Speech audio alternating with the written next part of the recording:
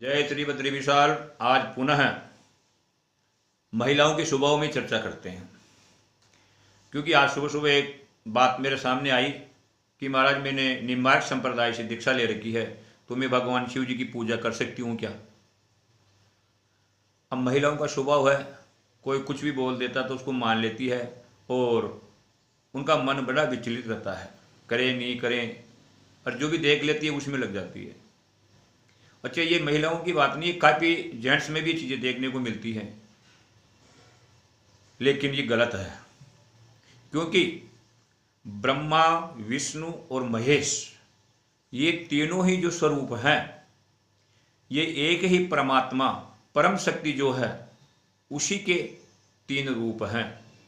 कल्प वेद के अनुसार तीनों अलग अलग रूपों में अवतरित होकर के वो एक ही परमात्मा तीन रूपों में बट करके विभक्त हो करके एक निर्माण करता है, एक पालन पोषण करता है और एक संहार करता है।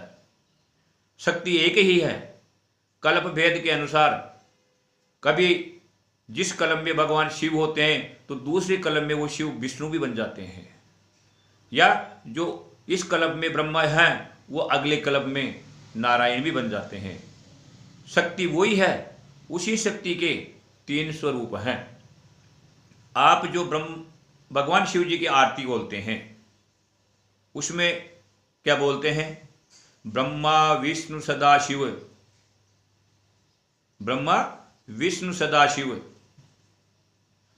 ये तीनों जो है ना, ये ओंकार, ओंकार कौन है? वो परम शक्ति है। उसके अंदर जाकर के ये तीनों एक हैं, लेकिन व्यवस्था बनाने के लिए, ब्रह्मांड को संचालित करने के लिए अलग अलग रूप धारण करते रहते हैं।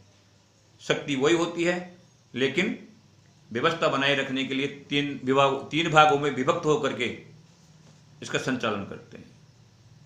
और शिव जी के बराबर कोई ही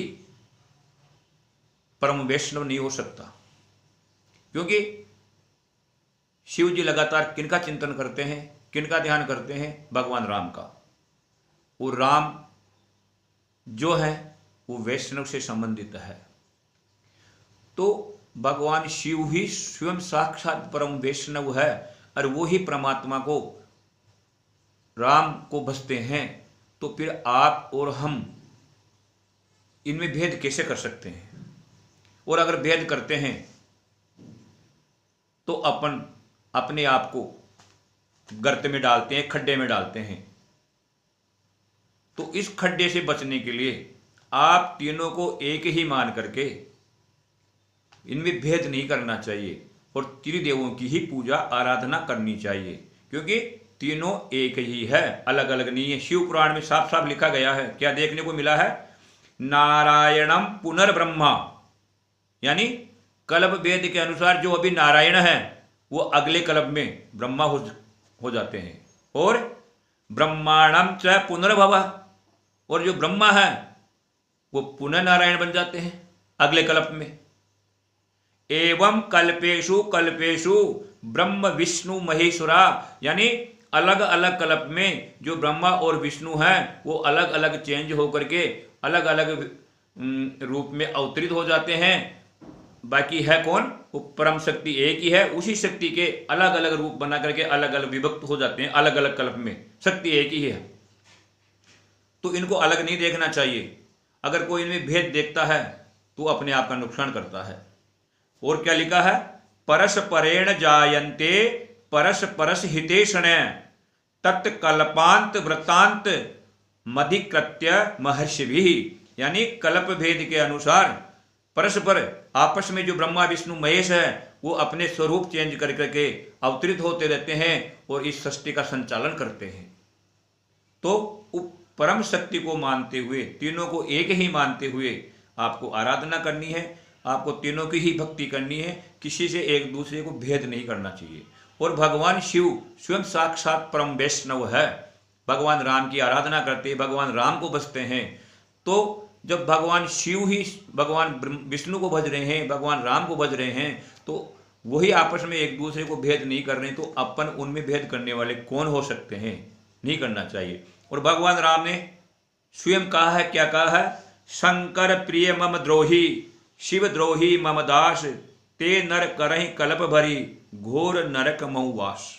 यानी जो भगवान शिव जी से प्रेम करते हैं, भगवान शिव की आराधना करते हैं और मेरा द्रोह करते हैं, मेरे से द्वेषता रखते हैं, और जो मेरे को बसते हैं और भगवान शिव से द्रोह करते हैं, तो ऐसे व्यक्ति को मैं कभी भी स्वीकार नहीं कर सकता, और वो घोर नरक के अंदर जाकर के वास करता है।